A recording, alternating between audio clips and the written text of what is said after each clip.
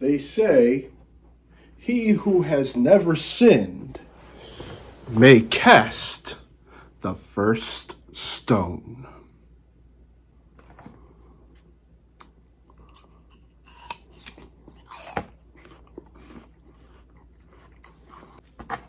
What's up, everybody? We alive. Yet another day above soil.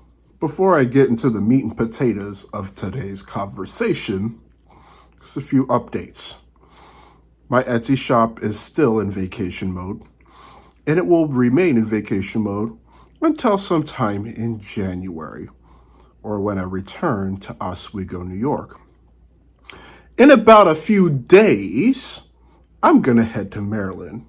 So if there's anybody in the state of Maryland who know me personally or is a member of the LDX family, hit me up. I'd like to see you, meet you, spend some time, have some tea. I'd love that.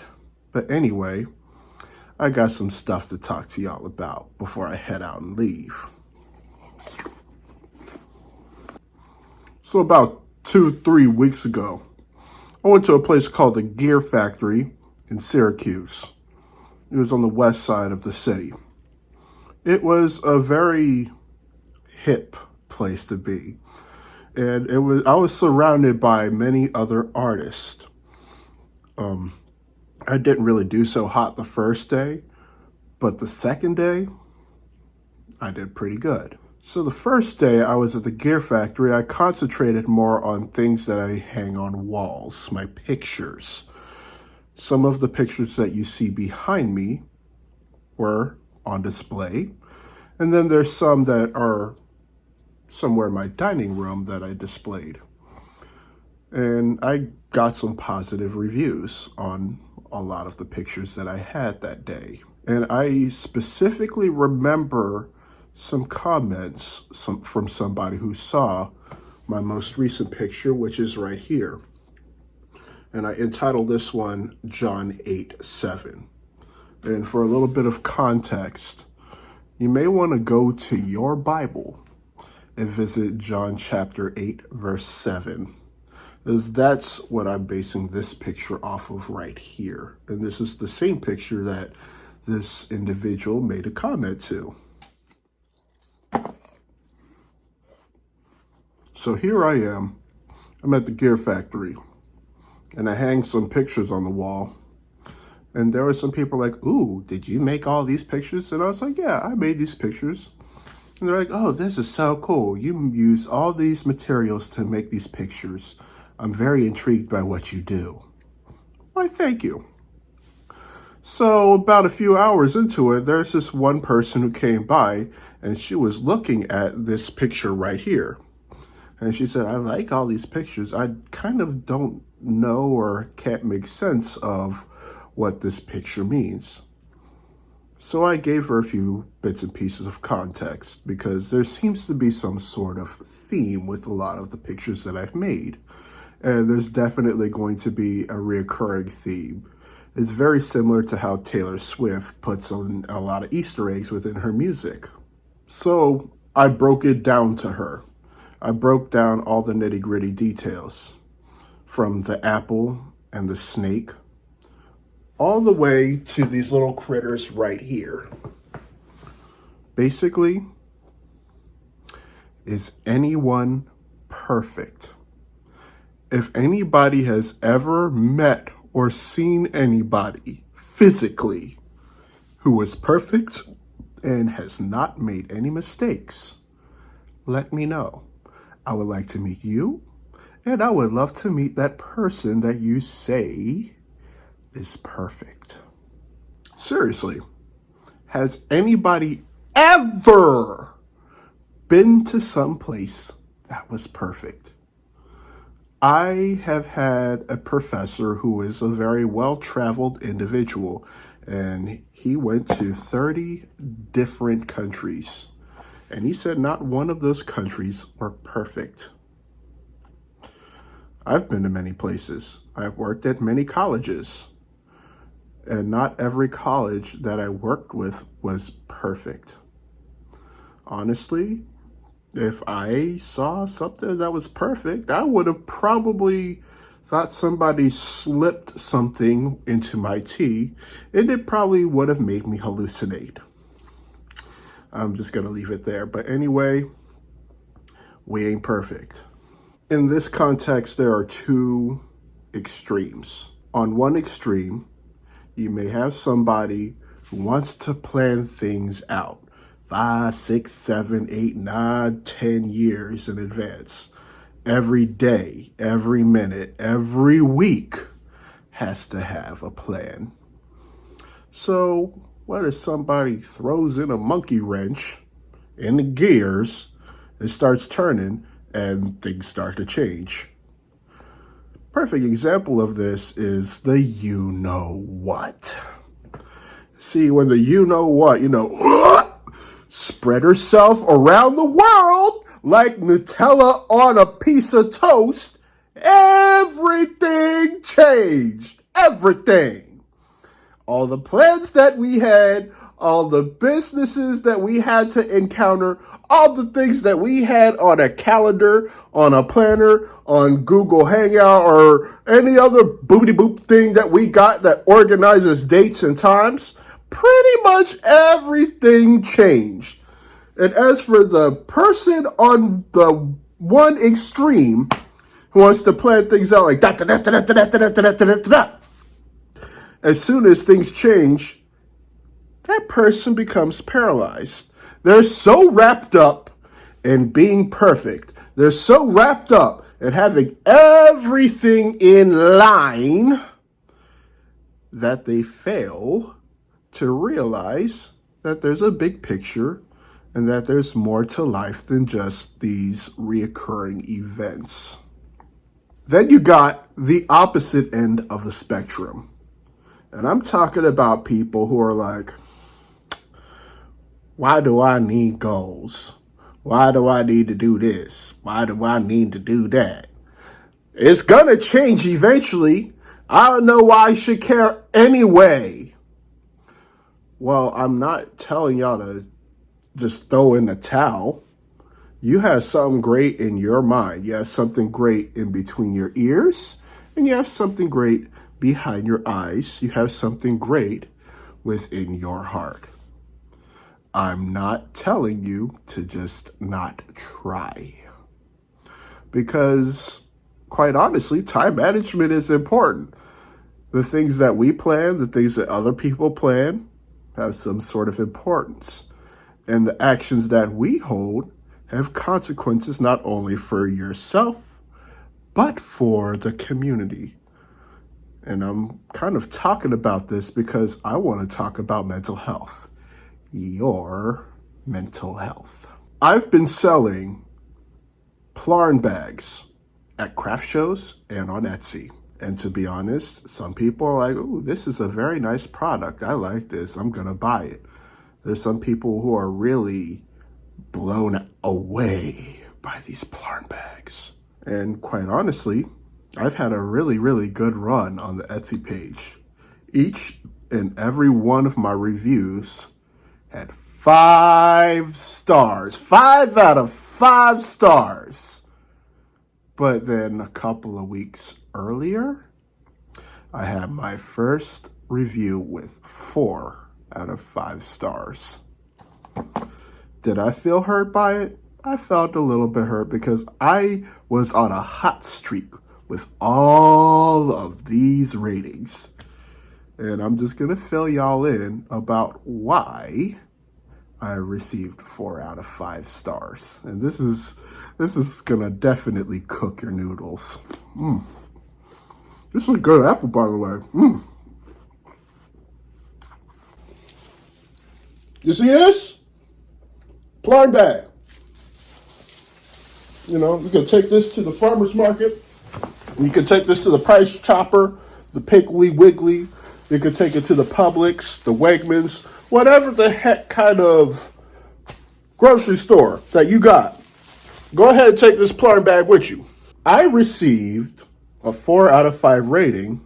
They said that they love the Plarn bag.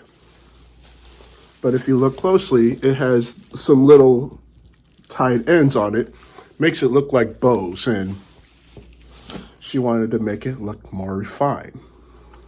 So I'm sitting there. I've got my cup of tea. I'm sipping on it.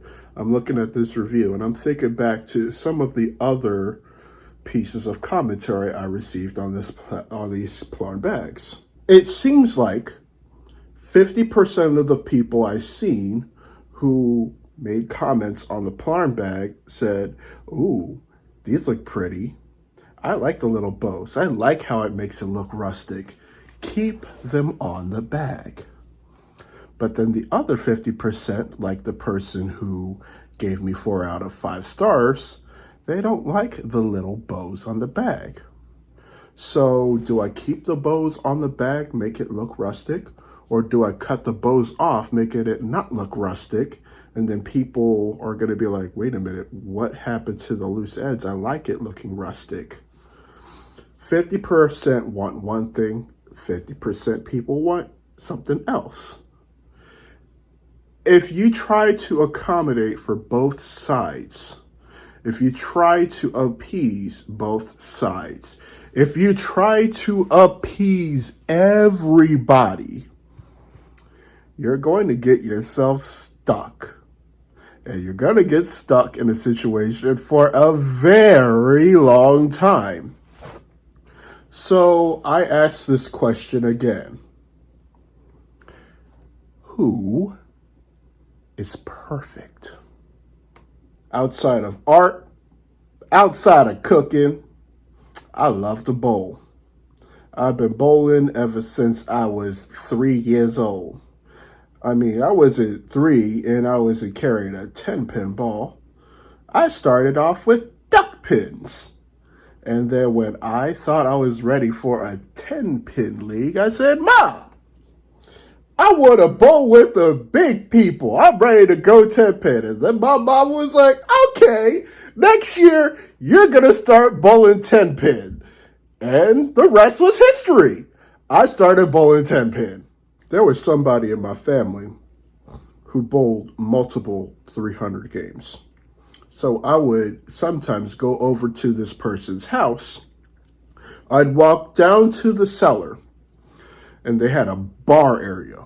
And in this bar area, I saw a bowling pin with the number 300 right on the pin. And I said, "What does this pin mean? And how do you get it?" "Oh, this was a 300 game I shot at a tournament." "A 300 game?" "Yeah, I shot a perfect game. I want one of those. I want to know how I could get a 300 game." And he gave me a chuckle. He said, "Oh, you're going to get it one day. It's going to take a lot of time and motivation and a lot of practice to get that 300 game." So year after year after year after year after year, and all these different bowling centers that I've shot at, it took me until I was the age of 30 to bowl my first perfect game. I do have footage of it. And if you go to a different video, you could be able to find my final frame of my first 300 game. And when I bowled that first 300 game, my heart was like, da, da, da, da, da, da, da. But I felt so accomplished because I was working towards something that I finally accomplished for so long in my life, and it happened. Like many other people who had trials and tribulations within their lives. You got the writer for Squid Game. The dude, okay, he tried ever since 2009 to get Squid Game put out. And then it took over a decade, and look at it. People are still watching Squid Game on Netflix. I'm honest, I'm watching it for my 4th time. So you got all these people who are working in all these different entities. They're working towards something. They try it, they fail. They work for something, they try hard, they fail. But you know what they do? They get back up and they try again. My point to this is, if you're thinking that there is something called perfection, you ain't gonna find it anytime soon. You could try so hard to be perfect, but it's not gonna happen, okay? Okay.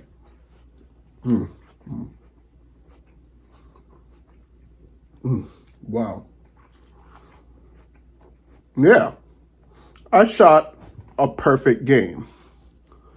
But technically, not every one of those strikes were perfect. Even when I do get a strike, there are some strikes that look like they weren't even going to be strikes. When I think of a strike, an ideal strike, it's got to go between a 1 and a 3 pin and bam! Pins everywhere. Not one pin standing. Not every one of my strikes were perfect. You look at football teams, sometimes you got teams with perfect records. And that's the only thing that's perfect about that team is their record. There may be some sort of imperfection hidden in between the lines. But they try hard, they go and they play a game that they play their hearts out for because they love to play that game.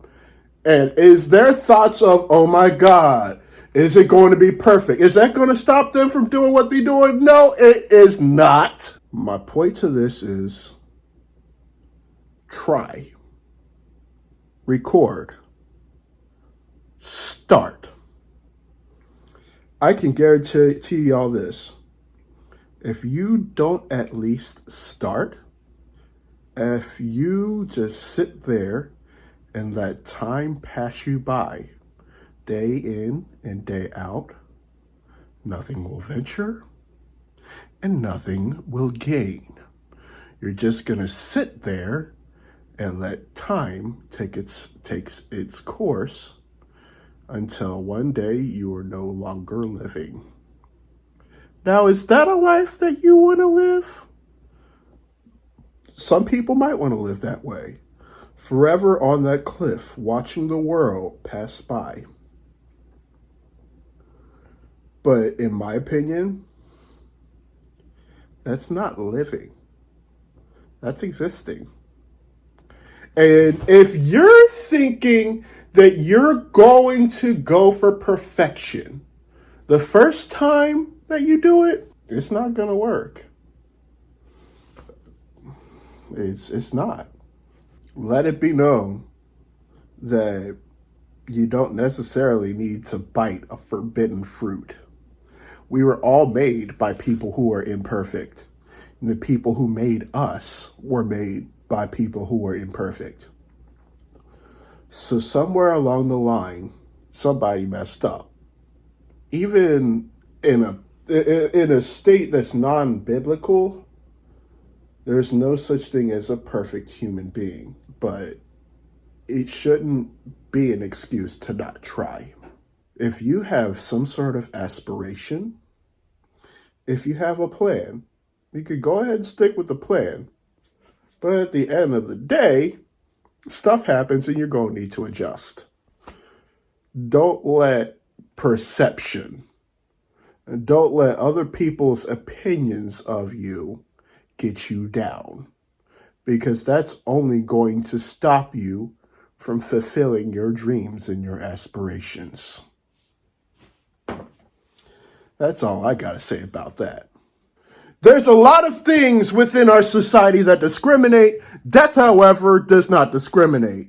I want to thank each and every one of you for watching my content. Become a member of the LDX family. We're on the road to 100 subscribers. If you like what you see, hit the subscribe button. I'm also going to put my Etsy and Instagram within the description. I leave you all with much love, good spirits and vibes. Until next time, I'll see y'all later. I'm out.